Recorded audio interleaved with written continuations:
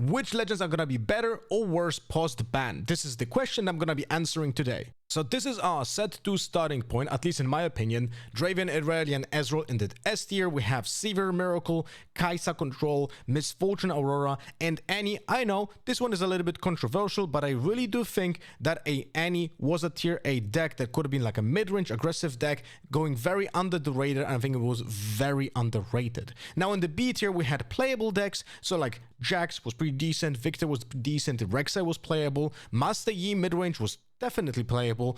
Ahri also I think is under the radar a little bit. Jinx, Miracle, still a good deck, right? All of that is set 2. Then in the C tier, we still had playable decks, but not particularly powerful. And then in the D tier, we just had, you know, we just had those basically metal foil legend quests. So we have Cold Shot, Fight or Flight, Scrap Heap, and Draven Vanquisher banned alongside 3 of the battlefields. And first and foremost, we're gonna move Loose Cannon Jinx because she is now becoming nigh unplayable. She is going down into the D tier, into the metal foiled quest, because I truly think now you cannot really play this deck without some really huge motivations to do that otherwise. Next, let's talk about that controversial pick of my tier A, Darkchild, which I think is now going to become a B tier, because I understand Fight or Flight was a big part of Annie, and Obelisk of Power to some degree as well if you wanted to start with the deck and going first, but I still think that because it's just a red purple deck, it can still be played to some degree, and because of that it's gonna stay playable. Now some of the Annie decks didn't even play Scrap Heap, right? And if you don't play Scrap Heap, you are only dependent basically on the Fight or Flight. Not many things changed. Of course, Draven Vanquisher could have been a thing there as well, but I think like the typical aggro or lower to the ground mid-range version of Annie's could still be playable, and because of that I'm gonna keep them in the B tier. Next, Ezreal. Now I think he is falling down heavily. Now, I really have almost no experience with playing the controlled list of Ezreal because I just didn't want to play the deck. But I do think because you lose so many instrumental pieces of it, probably is gonna fall down even as much as the C tier. Is that correct? I don't know. Maybe there's a different angle to attack with the Prodigal Explorer, but for now, I don't see it happening. Maybe a more aggro version, like back to the red Ezreal, is gonna be played, but I think the control list that we had before probably ceases to exist. And the problem is that the red Ezreal version also does worse when there's a metagame of a lot of removal in the game, and that might actually be happening in the upcoming set 2 metagame. A very similar situation is gonna happen to the Seaver Battle Mistress, because right now the most playable version was the Miracle deck, which I think is gonna, well, not really efficient, and the other version of the deck, which is basically Miracle, is basically Aurora, loses the Cold Shot in this case, and that is a very big deal for current iterations or the Aurora decks. Because of the potential rise of yellow decks, which I'm gonna be discussing in a moment, Aurora decks in my eyes are going down heavily. So I'm putting Seaver much lower than Misfortune, and at the same time we can move the Misfortune in like the middle of the C tier around here for now. Next, the big question mark, Draven. I do think he's still playable. I think, and I tested him out today, I built like an impromptu mid-range version of Draven, and I feel like he's still decent enough. You're just gonna be playing a little bit more on the lower ground level with more 2-drops, with a little bit more 4-drops maybe. Like you're either gonna go into the direction when you're gonna play Rel with more equipment, or you're gonna go into the direction with Vex and more spells. And then depending on which direction you're gonna go, you're gonna build a mid-range Draven version in that kind of way. And because it's still Draven and there's no Fight or Flight, you're actually gonna have more combat, which will actually get you more cards. So funnily enough, I actually think Glorious Executioner now on average is gonna be drawing you more cards than before. Now let's address the other elephant in the room, which is Blade Dancer Irelia. I understand she lost her battlefields. I understand she lost the Fight or Flights. But I do think her, with the ability of just pumping everything to the moon and also still having access to Stellar Cone Herder, I think she stays relevant at the tier S. She's gonna be the deck to beat. most likely for at least the immediate near future till Lil. And she's gonna be probably going into Lil as a favorite deck, even though she got hit a little bit as well. Now, Stella Conherder is gonna decide a lot of the games, because if you're able to go, for example, Guardian Angel into Stella Conherder, well, that game is probably almost done, because you're gonna be able to just get so much card advantage. Is absolutely insane, right? So because of that, Late Dancer also gonna be a little bit more oppressive than she was before, and because she loses one of her biggest opponents, which is the mid-range Draven, she should be winning the games more often as well. Although the other opponent that will rise up is gonna be the yellow color. So I'm gonna keep Irelia in the S tier, because I do think that there needs to be one deck that is gonna be targeted by the metagame, and I think most people will choose Irelia as that target. So now we're gonna have people trying to aim at Irelia, and because of that, she might not perform very well in Lil, for example, but for now, she's gonna be the most meta-defining deck that we currently will have after the post-ban set 2. Let's talk about one of the bigger winners of this metagame changes, and that's gonna be Rek'Sai, and that's gonna be Victor. Both of them do sport the yellow color. They're gonna be playing the Call of the Weeks, they're gonna be playing Imperial Decrees. All of those cards are really great against Irelia, are good against Glorious Executioner, they are decent against anything basically in the game, but also specifically target Auroras, for example, which will push down Aurora in this set 2 endgame to like lower tier. Now, Rek'Sai also has huge advantage because it doesn't run out of threats typically, right? It does have a worse matchup into Kai'Sa, for example, if the Kai'Sa has a lot of, let's say, removal. It's like the more controlish Kai'Sa list. But I think Kai'Sas, I'm going to discuss that in a second as well, are going to be moving more to the mid-range version rather than the control version. So because of that, Void Bearer also will not be hurting as much into Kai'Sa, but also specifically because I do think we're going to have a lot of Ferrous Forerunners running in every single red color. Even if it's not in main, then free in the sideboard. You have to play them because they're just so strong into any kind of height of removal, right? So, and we're also Rebuke being a little bit more popular. That depends then on matchup. How do we want to perceive our meta game? Do we play them in main or inside? But Void Bearer has also one, let's say, issue, because in current iteration of the competitive rules, of the comprehensive rules, core rules, there was a change to Legion that is not yet defined, and it looks like Sundisk will not trigger itself, which means that you cannot play on turn 2, for example, a Sundisk and then tap the Sundisk and play a 2-drop to essentially have a unit ready on turn 2. Now, the wording for that in the paragraph, I think 812.C.1, if I remember correctly, makes it impossible to do that. We don't know if that's correct or not, because it is contradicting itself in another paragraph, so hopefully Riot can tell us a little bit more about that in the future, in the near future, very near future. But for now, Rek'Sai I'm putting there because I'm thinking the Sundisk still should work like it worked so far, right? So you're gonna be able to play Sundisk and a 2-drop on turn 2 and attack. Now, if that's not the case, we might actually see Void Bearer go a little bit lower, but the yellow version is still playable as well, the one that doesn't play Sundisk like completely, right? So there's also some potential versions of like being a little bit into both directions, because even though I think yellow version can play in yellow, I think the viable choice would be playing a little bit of red runes and just have the possibility of playing Ferrous Forerunners, because you badly need that against Kai'Sas, right? So probably because of that, you also swap the leader, the champion unit to the red Kai'Sa instead of the yellow Kai'Sa, yellow Rek'Sai. But anyway, I think Rek'Sai is gonna be in a great spot. This is probably the best spot that Rek'Sai will ever be, because in set 3 this might change a lot, but this is the moment for Rek'Sai to shine, in my opinion. And when it comes to Victor, we know what are the matchups before, we know what are the weaknesses. Weaknesses was of course like Kai'Sa, for example, but because of that we also can play in different versions of Victor. And I feel like Victor is gonna be the opposite of Lux, right?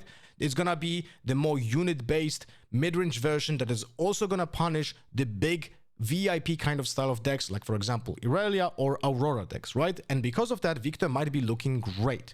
We're gonna have the yellow removal, we're gonna have the Bellows Breath and Imperial Decree, and with the Imperial Decree affecting Guardian Angel when it comes to trades, that is actually one of those very impactful things. They're gonna apply as well to Void Bearer too. So I do think for both Victor and Rek'Sai, this might be the best moment in the metagame, because again, this might change in set 3. But right now, if you have very like a lot of experience in those two decks, I feel like those are gonna be very valid choices in the next few weeks. Another legend, that is gonna be doing better in my opinion in the metagame is gonna be Master Yi. Vuju Bladesman is gonna be going in hot, in my opinion, with the mid-range deck. The mid-range deck was struggling into Draven mid-range. And because of Draven midrange, even though it's still going to be, in my eyes, playable, it's going to be less popular. When it's going to be less popular, Yi loses its worst matchup to some degree. And Yi is doing pretty well into Kaisas, is doing pretty well into Rek'Sai to some degree. It's doing pretty well into Irelia. It's doing pretty well into almost most of the deck, right? Most of the decks. So I feel like Vuju is going to be a great choice as a midrange deck right now. And because of that, it's also gonna be tailored into specific matchups, right? Because you can find answers to almost everything when you play orange and green, apart from having hard removal, right? So I think this is another moment for Master Yi to become very popular, but this time without the Aurora build, but more with a mid-range build. Let's speak about the Kaisa as well, because Kaisa is gonna stay in the tier A, but I think she's gonna move to the bottom of the barrel because she's gonna a little bit struggle into the red colors because of the Pharaoh's Forerunners. Like, for now, we don't have an answer to Pharaoh's Forerunner when we play in set 2. That's gonna come in the set 3 with the Smite, which will turn off the ability for the death knell of a Pharaoh's Forerunner, but at the same time, you still have to like use 2 cards. So I'm not so certain if that's even a good answer.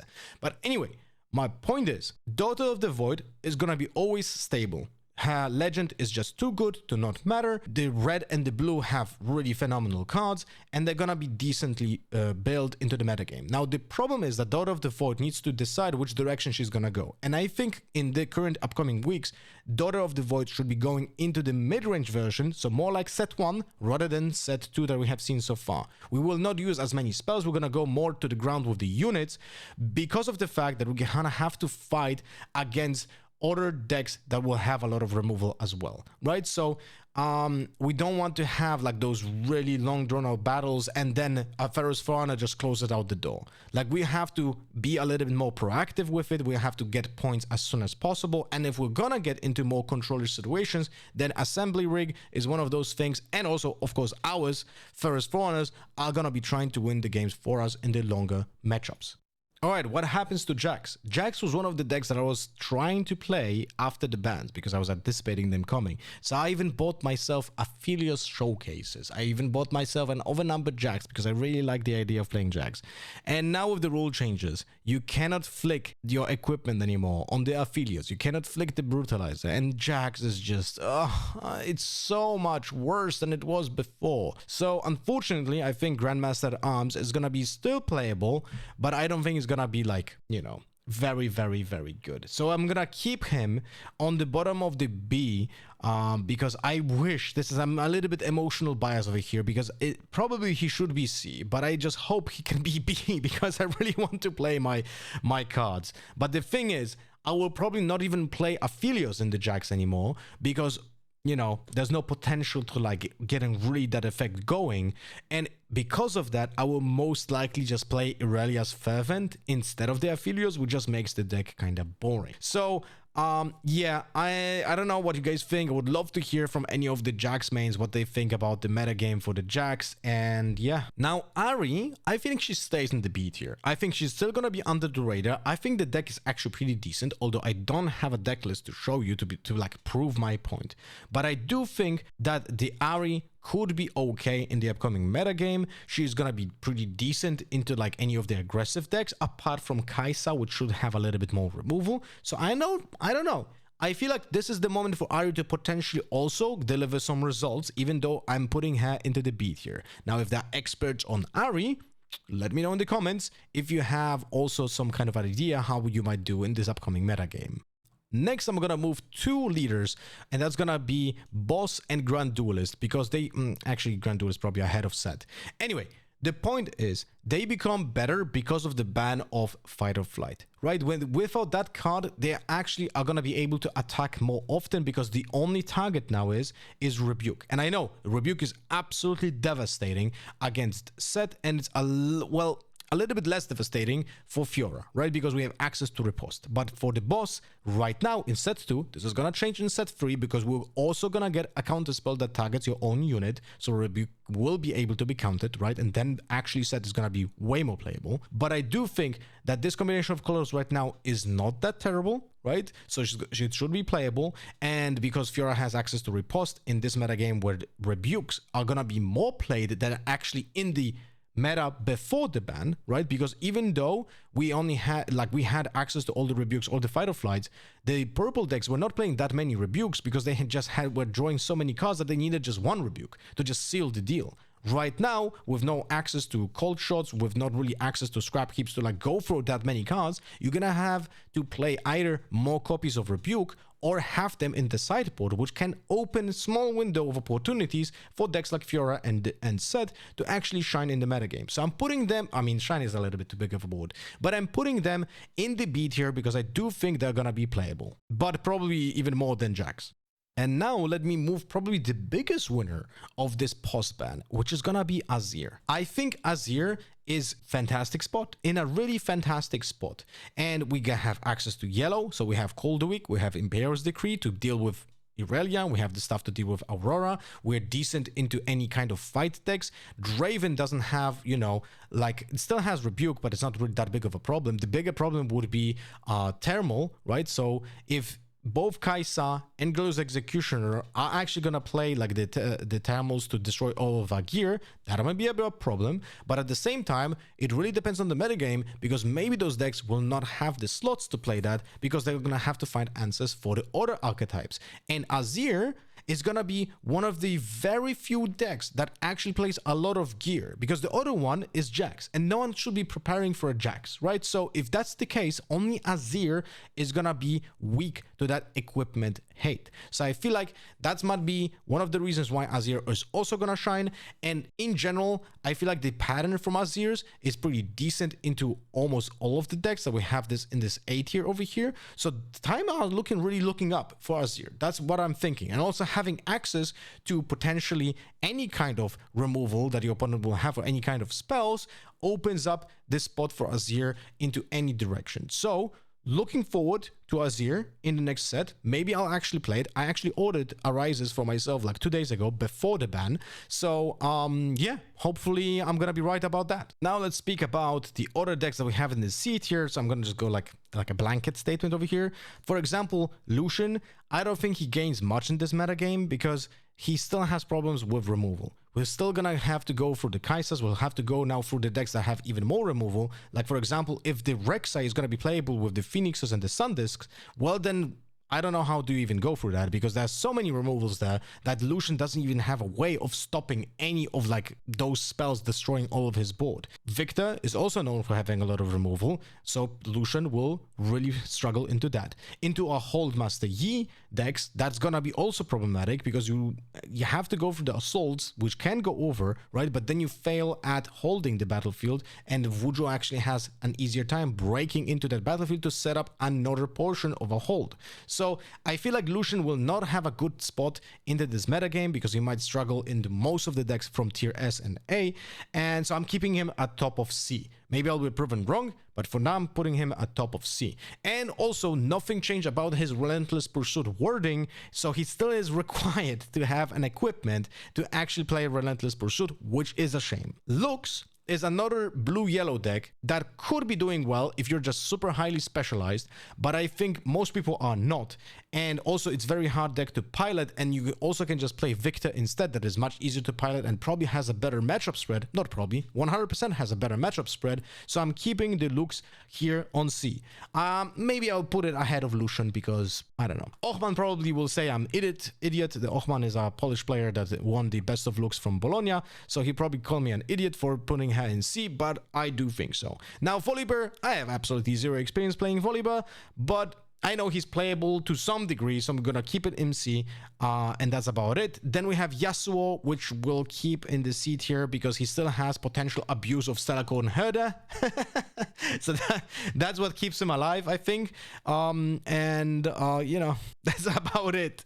All right, guys, I think this is my very, very preliminary tier list being done. I'm gonna be casting the little event, so I'm gonna be very interested in how this is gonna be evolving because I do have to be prepared for casting the event. So I'm gonna be thinking about this more and more every day on my streams. You're more than welcome to join and share your vision, share your knowledge, share your ideas with me, because I really want to prepare for the Lille casting as much as possible. Now, I hope you guys enjoyed this, a little bit of a theory crafting video, and if you have different opinions, well, let me know in the comment section. Or even, like, you know, tell me, what do you think is gonna be in tier... Oh, that's gonna be a good one. What do you think is gonna be in the tier S and A? So you don't have to write too much. Just tell me what is gonna be in your S tier and A tier in the comment section. Thank you for watching. Bye bye.